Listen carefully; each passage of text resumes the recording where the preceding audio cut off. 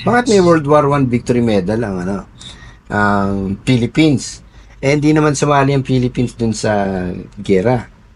So, kung mahirap ka na constabulary man or nangangailangan ng pera ng constabulary man, nung time na yun, sad to say, hindi ka makakuha na ito. Kasi hindi wala kang pambili. Yes. Wow, ang sad naman nun. Yes. Ang sakit. Pero I never pretend that I earned it and I wear it in public. Never. It's for educational purposes lang. In defense of naman, yung mga collectors na gano'n, is, talaga, dito tayo natututo yung sa pangungolekta. This is how we learn. Dito tayo natututo kung paano, ano ba nangyari nung araw, paano ba purpose ng medal na to, kanino ba na-award itong mga medal na to. So, without collector siguro, parang, makakalimutan na itong mga to. Diba? And kadalasan yan, hindi naman tinuturo sa eskwelahan yan Ako po si Angelo Bernardo. Welcome sa Dekada Collectible Show, Season 2. Bili, benta, appraisal, kwentuhan at pasyal. Coins, paper money, vinyl records, collectibles, memorabilia at antiques. Di lang pang pawn stars at pang pickers, pang appraisals at auction services pa. Tara, kwentuhan tayo. Pasok sir, pasok. Good evening. Good evening po. Talang t-shirt mo, monogram ng ano yan? High Minds. Ay, may High Minds na Opo. monogram. Galing Pangalan niyo sir? Dennis Pestañas po. Dennis Pestañas. Taga saan si Dennis Pestañas? Taga Infanta Quezon po. Infanta Quezon? Opo. Galing pa kayo doon? Opo. Wow. Sige, dapat importante yung dadali nyo kasi layo ng pinagalingan nyo. Mga old coins po. Mga... Old coins. Opo. Okay. Sige. So, ito. Okay, galing Ito, siyempre, regular ka sa atin to. Mga Spanish Philippines. Saka Mexican na 50 centavos. 1 peso na Mexican. Saka Spanish Philippines na 1885. Ordinary na lang yan. Ngayon ito yung World War I service medal na in-issue ng Pilipinas. Tama ba ako? Tingnan natin. Hindi ko alam Mali yata ako Yan, dito yata ito. Ayun! Sakto! Yan World War I Victory Medal. Okay. So, ginawa siya 1922 by the Office of the Governor General Executive Order 45. So, ito ay inaward sa officers and enlisted personnel who served in the constabulary between April 1917 and November 1918. Kung member ka ng Philippine Constabulary between 1917 to 1918, ito yung ina-award sa'yo. Ilan kaya member ng Philippine Constabulary nyo? So, ang problema nito, sir, bago pa na yun. Magkano to, sir? Presyo po. Siyempre. Alam mo namang hindi presyo. Pwede namang swap. So, Ayan, call a friend ba? titingin lang ako sa mga na-research ko po. Okay. Ito ba sa inyo? Sa ano po, sa kaibigan po ng tatay ko. Kaibigan ng tatay mo? Na dumagat po. Na dumagat? Opo. Okay. Na mahilig mangolekta ng mga ganyan, mga old coins, mga medallion po. Si Infanta, no? Opo. So nangongolekta siya. Hindi mo, universal talaga ang pangongoleksyon. Kahit sino pwede mangolekta. Bali sa presyo po, nag-start po agad ako ng medyo mataas na 80 po. 80. 80,000! Nako. 80,000. Para dito? Opo. Well, unang-una, note ko lang, na yung coin nyo ay yung medalya nyo ay hindi na maganda yung kondisyon. Silipin natin. Linis siya. Tapos may patak pa ng asido dito. Mm. Tapos wala na yung para sa ribbon na parang loop niya. Wala na dito. Tapos wala na rin yung medal mismo, yung ribbon mismo ng medal. Lace. So talagang ito na yung pinaka kumbaga sa kondisyon parang poor na to. Poor o fair condition na. Hindi na siya yung magandang condition. So yung nare-research nyo online na na presyo, malamang yun yung presyo ng buong medal. So sa tingin ko malabo to sa 80. Okay. Ayan. Pero bago ako tumawad, kukonsulta rin tayo ng ibang experts dito. Ito palang mga coins nyo. Well, linis Tsaka ito, linis din. Tapos common. Kano ba yan? Para po dito sa dalawa. Hindi, para doon sa tatlo. Tatlo? Hindi, para doon sa dalawa. Tinatanong ko muna yan, para sa dalawa. Tingin niyo po, magkano ang value nito sa dalawang to? Well, sa condition niya, ang offer ko sa inyo dyan, 1.5. 1.5 ko. Tatawin ko po yung owner kung papayag. Call a friend! Habang nagko-call a friend siya, magko-call a friend din ako. So, tatawagan natin yung isa sa mga batikang kolektor ng medals. Si Doc Blas Bermudez. Hello. Hi, Doc. Hi, Doc. Kamusta kayo? Long time no see. Ayan. Ayan, nag-shoot ako para doon sa aking vlog. Tsaka meron din akong transaction dito. Ayan, pakita ka lang kita sa camera. Sige. Yon. So, Doc, etong apparently, etong niya, pinakita niya, ito pala yung, ay, teka muna, balitarin ko. Ayan, sila yung seller, galing pa silang Infanta Quezon, nag-walk-in dito. Yan. So, ang dala niya is World War I. Base doon sa aking pagkaalam. World War I Victory Medal. Yan. Pero, ito. Very nice. Yan. Ay, mahina. Tandali lang. Lakasan ko lang yung boses niya. Yan. Okay. So, ito sir yung medal. Can I see the back of the medal? Ito yung back. So, Philippine Commonwealth na Ano yung nakalagay sa likod? Commonwealth? si Doc Blas pala, we go way back. Matagal ko na siyang kliyente pagdating sa mga medals, no? And one of the sabihin na nating specialist sa field ng medal collecting. Na Yes. Philippine medal collecting. Alright. Sige, dahil lang sir.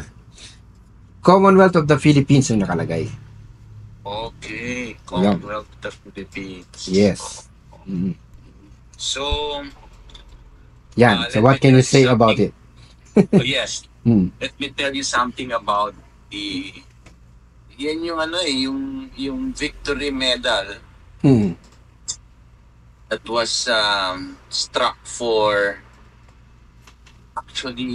the members of the Philippine Constabulary Philippine Constabulary.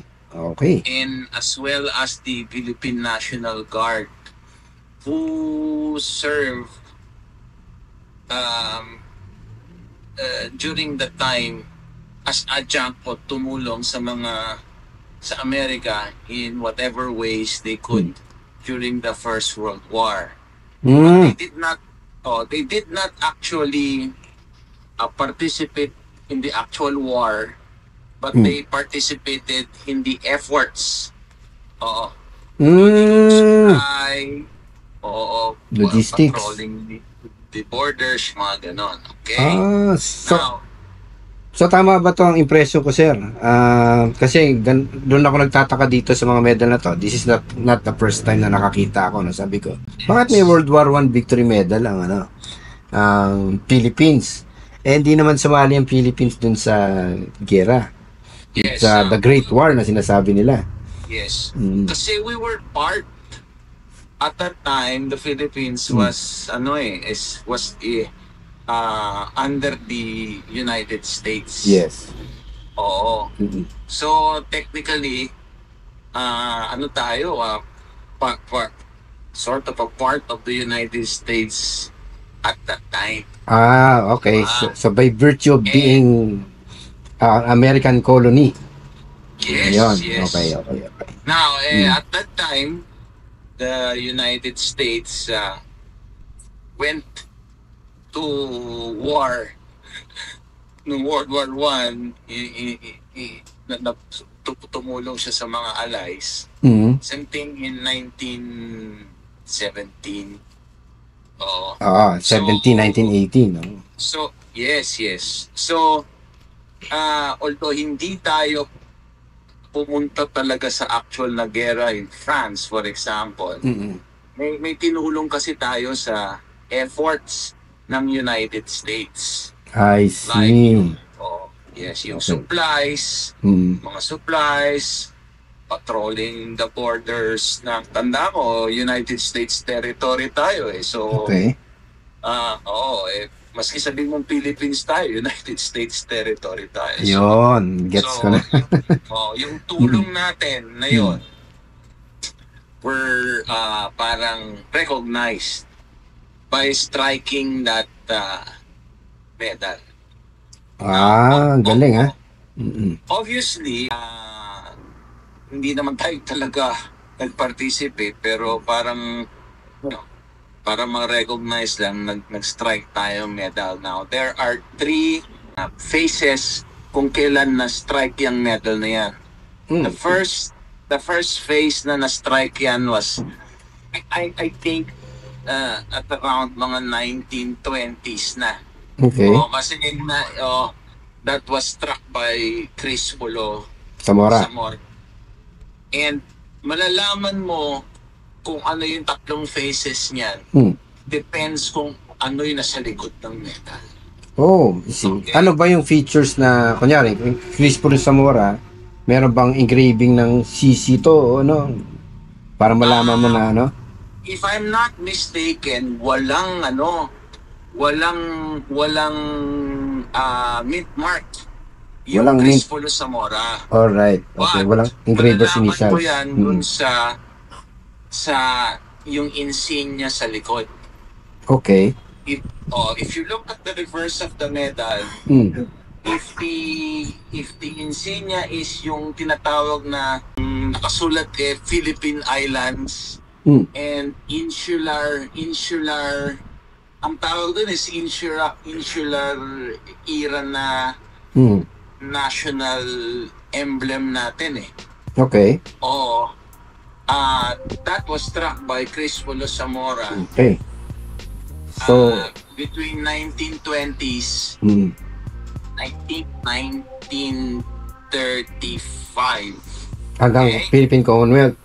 Yung inauguration ng Philippine Commonwealth. Philippine Commonwealth because Philippine Commonwealth tayo was declared tayong Commonwealth nung November 15, 1935. Yes. Now, so the medal, kung nakalagay dyan Philippine Islands and Philippine Islands, that was struck between 1920s to 1935. Now, after 1935 to around 1946, pinilitan yung emblem sa likod. Okay. Nakalagay Commonwealth of the Philippines, which I think yun yung nakasulat dyan, right? Yes, ito na yun. Commonwealth of the Philippines. Yes, oo. May ibang emblem na naman ng Pilipinas. Pinalitan yung emblem ng Pilipinas. Okay. Ng Philippine Commonwealth Seal. So, ito na yun. So, yan yung, yes, yan na yun. That was still struck by Chris Polo Zamora. Chris Polo Zamora pa rin to. Okay. Yes.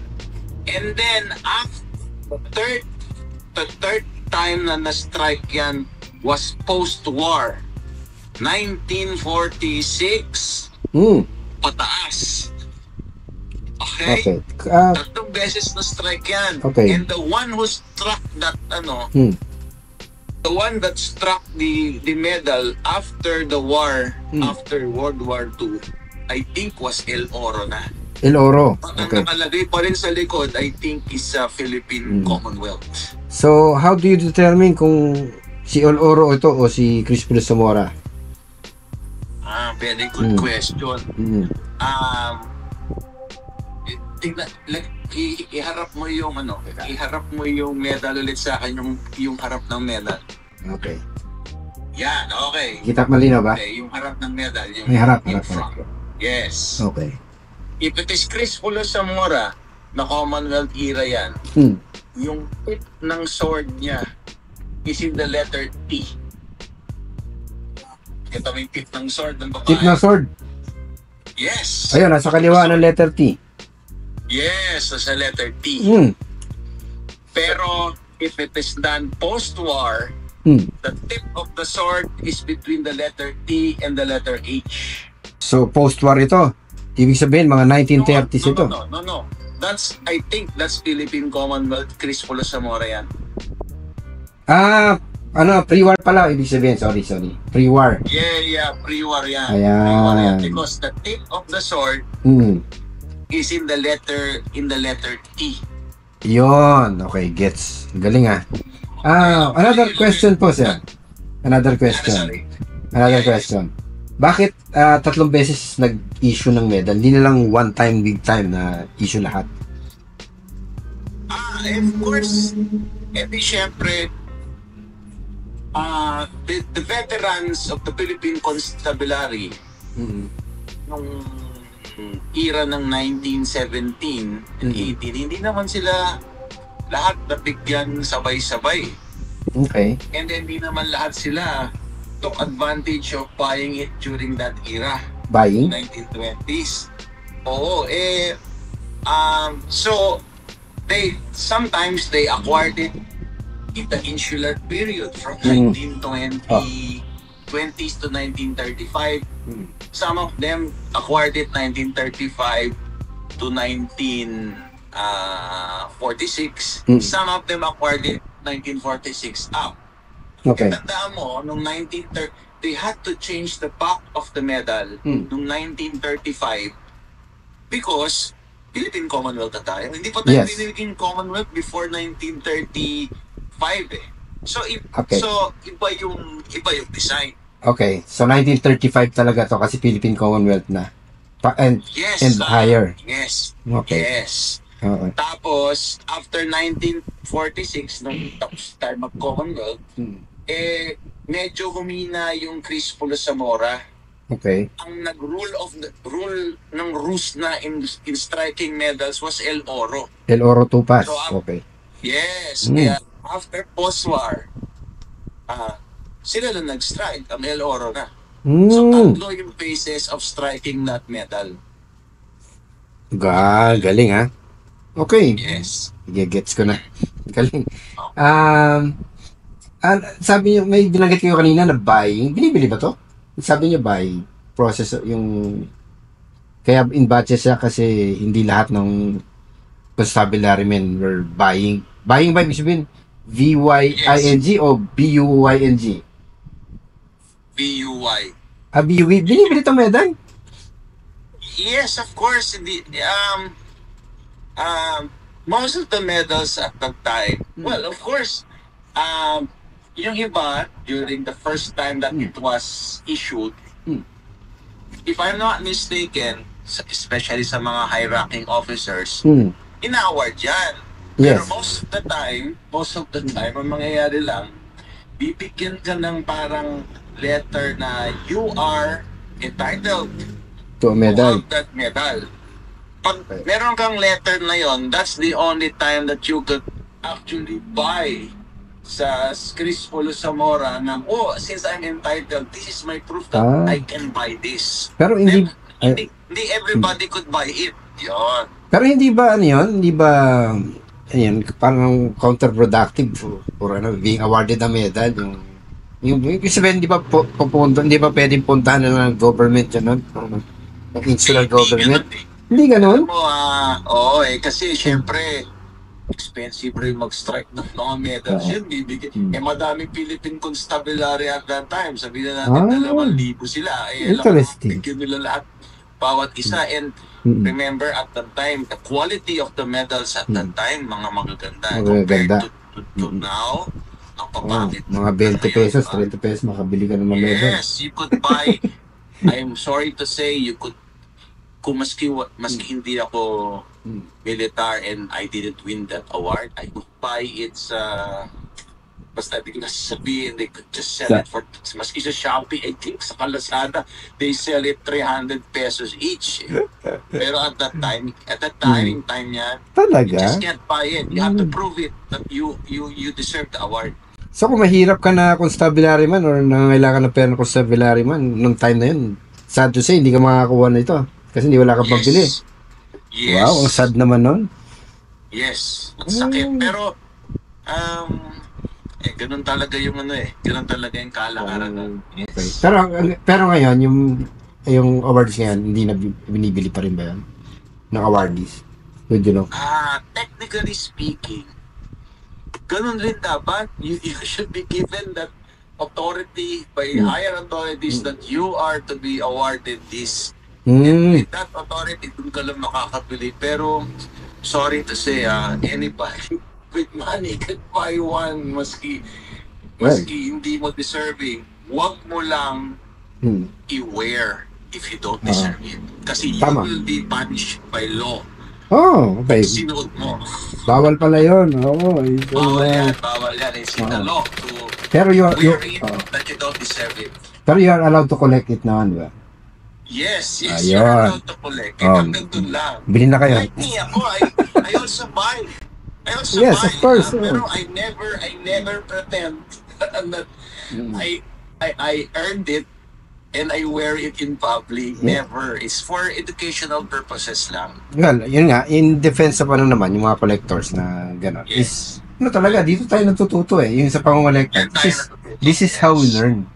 Dito tayo natututo kung paano ano ba nangyari nung araw, paano ba purpose ng medal na to, kanino ba na-award itong mga medal na to. So, without collector siguro, parang makakalimutan na to mga to. Di ba? And kadalasan yan, hindi naman tinuturo sa eskwelahan yan Ay, hindi. Diba? These are specialized collections na you might need to talk to somebody like me who is a repository of that information. For example, yung World War I na medal na yan. Who has the knowledge of what I just said? Wala na.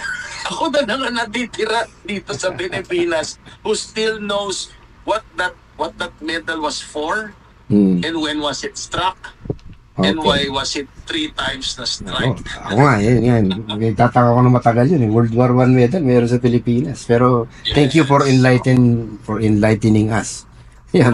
Okay. And, that is a very sought after World War I medal. Kasi, talaga? Angelo, there are collectors in the world who collects World War I medals. Kasi every country, allied country, whether France or even Japan at that time, ally ang Japan ng World War I. Meron. Struck World War I medals. One of the rarest World War I medals is that one struck by the Philippines. The other one, if I'm not mistaken, was Brazil. Meron yung Brazil. Yeah. Brazil was also an ally in World War I. And bihira ang World War I struck in Brazil. Iba yung likod, iba yung reverse. Yes. Natin, iba rin yung reverse natin. So for World War I medal collectors, one of the holy grail is the World War I Philippine version. Wow! Talaga? Yes. So holy grail talaga to? Samantalang pinapatatsing lang yata ito ni Sir. Particular set of collectors. Yan. Mahirap ibenta yan kasi you need to find that particular collector who wants that kind of medal. Right buyer. You need to find the right buyer. It's not that, rare yan, bibenta ko ng mahal. Well, of course, medyo mahal yan if you find the right buyer. That's the problem. Yun palang susi. Okay. Sige, which brings us to the bottom line. Okay, Yes, sir. sabi ko naman. Given na ito ay wala ng ribbon, wala na ring loop, at linis pa at mukhang pinantouching at may acid test at may scratches. Oo nga. Ano ang value nito? Okay. Kunyari, sabihin natin, kunyari kayo yung bibili. Oo. Gusto nyo bang bilhin yung ganito? Given its condition. Pwede ba makita ulit yung harap? So, ewan ko kung makikita mo, pero may mga ano yan, may parang umuulan kasi parang yata yan eh, yung sa paglilinis, ni Rob na gano'n. At hirap. Oo, so, sa likod, pakita ng likod. Yan. So, yung acid test mark, ito. Meron. Yeah. Pero hindi naman heavily corroded, right? Parang Hindi siya corroded. May mga dings lang ng konti, may mga konting butas-butas, pero hindi corrosion. Okay. Yeah. I will just keep my opinion, ha? Yes, sir. I am a metal expert. I admit that. Okay. I know the history. I know when it was struck. Pero pagdating sa value, it all depends on who is going to, Who's going to buy it? Yes. Oo, kasi anybody could buy it whatever price the buyer thinks it's worth. Diba? Oo. Okay. Now, the general rule is, of course, just like coins, if the metal is in pristine condition, and Okay. then there's a loop, and there's a ribbon, and there's parang yung metal bar that you pin the ribbon to the shirt. Class ba yun? Nakalimutan ko yung tawag. Roots. It has pristine, maganda yung ribbon, and may brooch. Go well up to $1,000 up. Wow! Wow. $1,000 up. Okay. No. That is the that's the Philippine Island Insular Era metal. Yung insular era.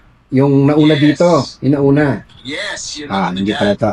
Okay. Now, pag Philippine Commonwealth yan, era, it will be a little pristine condition with good ribbon and the brooch.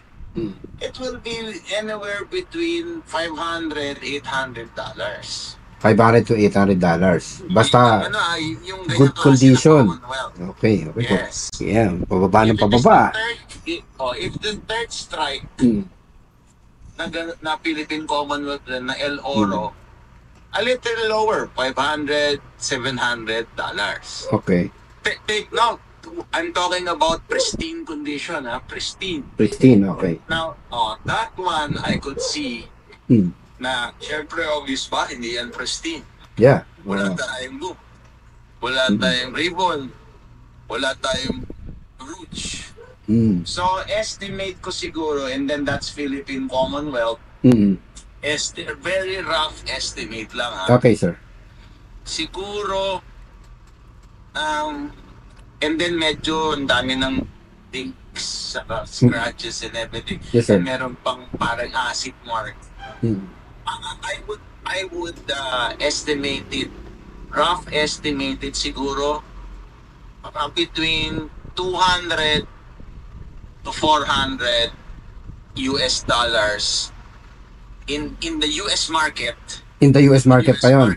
Okay. If you find the right Buyer. buyer. Yun yung susi doon. Right buyer. Susi dyan, actually, Okay. you want to go to eBay, sabi mo $1,000 yan yun. Yeah, Of course, pwede. You could sell it for $1,000, but Kung may bibili. who's going to buy it for $1,000? I don't think so. Oh. Okay. Yon. Sige, sir. The fair estimate Fair would estimate. is probably mga $200, $400, $200 to $400. something like that. Ayun. Something like Nako, maraming salamat, sir, at very informative ang ating naging usapan. Yes. And then, salamat din doon sa inyong estimates. Yan. Yes, yan guesstimate. I'm Yes, sorry, of course, sir. I'd like to point out, I'm a metal expert. Yes, I know the design, when this one was it struck. Sometimes I know yung symbolism and everything. But in terms of value, medyo may pagka-subjective dyan depending on how bad you find a buyer who wants that. Okay. Yun. Sige. Very good, sir. Oo. Yan. Thank you. And salamat dun sa sa iyong inputs, and hopefully may store pa kita in the future. And maybe one of these days you can come over para makita mo yung mismo. Yeah, basta Pag may medals, maganda. particularly the Philippine military medals and Philippine state decorations. State decorations. I'll be your research person. Yan. Thank you. Maraming salamat po, Doc Blas Bermudez. Sige, I'm signing off. I think puerto prinsesa pala ako na dating adventure. Okay. Okay, good luck, sir. Ingat po kayo. Sige, bye-bye. Bye-bye. Thank you. Thank you. Okay. Okay. Isa naman, si Arman. Oh, yes. Meron tayo yun eh. So, Actually, yung ganyan, may loop. Tingnan mo yung itaas kung walang kikil. Dapat may loop yan eh. wala, putol yung loop. Okay. Oo. So wala na rin yung ribbon nito. Tapos, ewan ko kung makikita mo, siya, linis. Linis siya, tapos merong acid test. Merong acid test na mark. Oo. So, yung ganito, sir, ito ba ay nai-slab? Napapa-grade ba Yes, to? may slab yan. Although, yung condition niya, problema is, wala na siyang loop. Second, clean siya. Third, meron siyang acid marks. Yes. So, probably ang unang makikita ng grader dyan is yung loop. Wala siyang loop. So, ang ilalagay nila dyan, except details, Okay. without loop. Without loop. Okay. Oo. Tapos, pero gradable naman. Yung kanyari kahit ganyan, may acid test, gano'n. Tsaka clean. Pag ganun, parang sayang ipag-grade pa eh. Gano'n? Kasi usually, yung kapag ganung condition without loop, magkano lang din yung magiging catalog value niya. I see. Okay. Parang 6,000 lang, 5,000. Gano'n. Considering yung niya, yung condition niya, Kasi grading fee nun mga 5 to 6,000 lang. Yes. Okay, yun na yung yung sabihin, yun na yung value as graded or value as raw coin. Values graded. Graded na yun. Yes, oo. Pababa ng pababa. Ayun. So, ito ba, gaano bang attractive sa mga kolektor itong ganitong medal? Ano yan bali sought after ng mga collector yan. Although yung gusto nila, yung loop, yung matanda, Kompleto. actually meron ako yan Pwede ko share sa inyo yung photo. Ay, sige. Share mo lang mamaya. Pag kauwi mo. Share ko mamaya. Or bukas. Sige. So hindi to worth rating considering yung value niya. Yun yung Alright. Yung loop niyan, it's a barrel type loop. Barrel type, ano yun? Barrel type, para siyang tubo. Tubo na ikinabit dun sa metal. Malapad yun Tawag doon barrel type. Okay. Nagets ko na. Okay, so ganun lang nito. Hindi masyadong hindi masyado. Ganyan ang presyo niyan ngayon. Okay. Yung mga ruined niya, nasa around 3,000 to 5. Yung alin? Mga ruined na. Yung ruined na, nasa 3,000 to 5 presyo. Okay.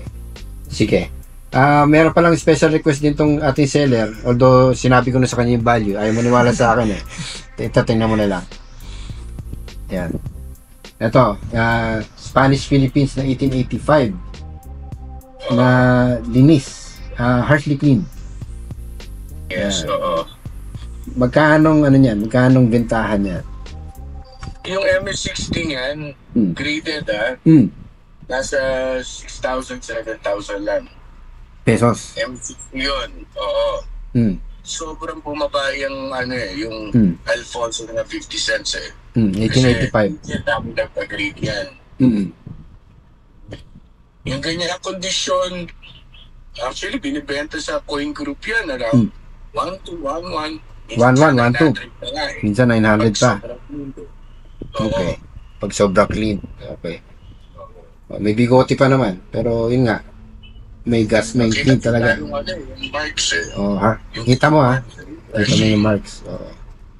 Yan. Sige. Ito naman. 8 reales. Or 1 peso, 1900. Mexico.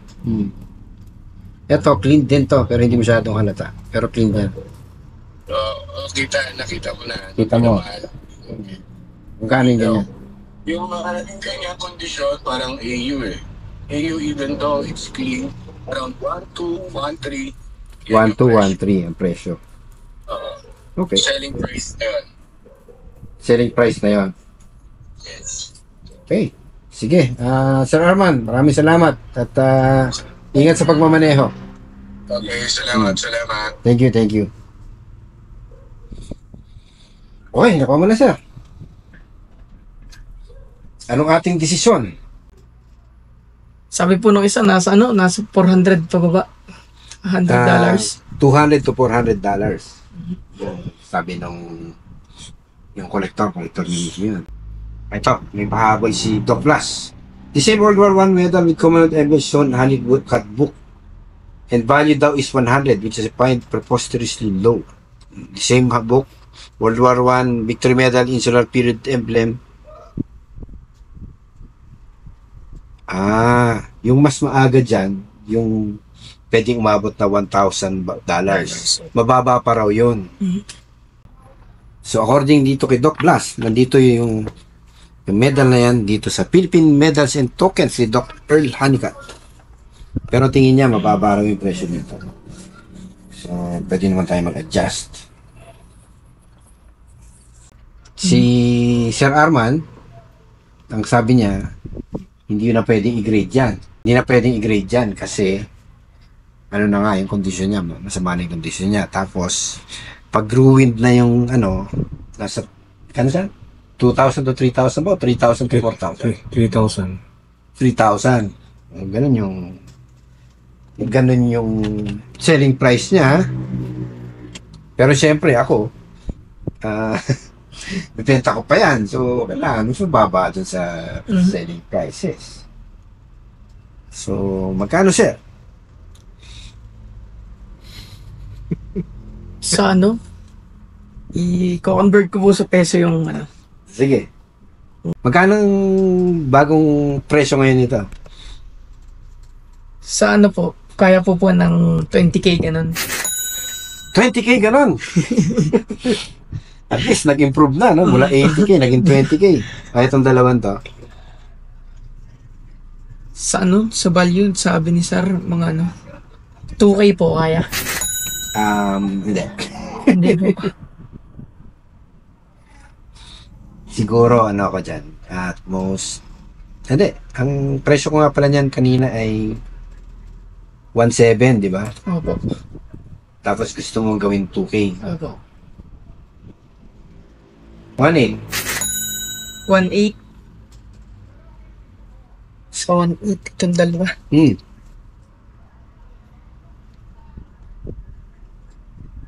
Pamasahe lang yun. Pwede pamasahe na yun. Ano? May pumasahe rin ako.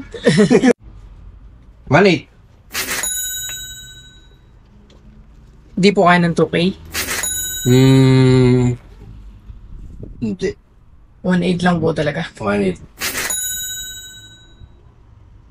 So, tingin ko, pwede na po yun. Pwede na. Sige, thank you. $200. Ano yun? Kung kaya. 11K.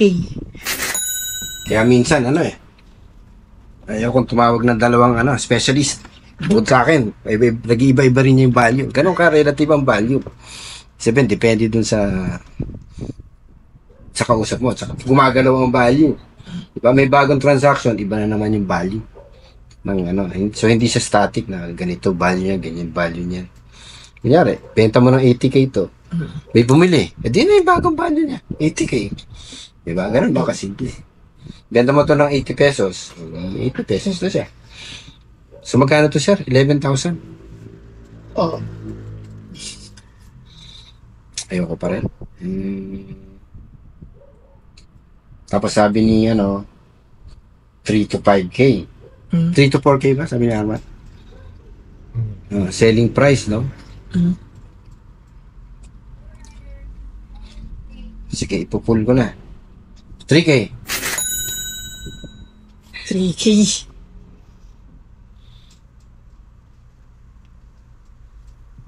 Baka po pag gano'n, baka magpas po muna ako sa 3K. Pascal, sige, naintindihan ko kasi may sarili kang gustong presyo dyan. Opo. So, yan mo muna. Kung mabenta mo ng good luck. Opo. Pag hindi, balik ka sa akin, pera ko sa iyo ng 1.5. Pag wala. Sige. Okay. So, dito na lang tayo mag-deal, sir. Sige po. Okay. Thank you. Thank you po. Nung una po, masaya. Pero nung pababa yung value, parang nakakalungkot na. Pero sana po, makahanap po ng tamang buyer at gustong makuha yung ganito. Yun lang po.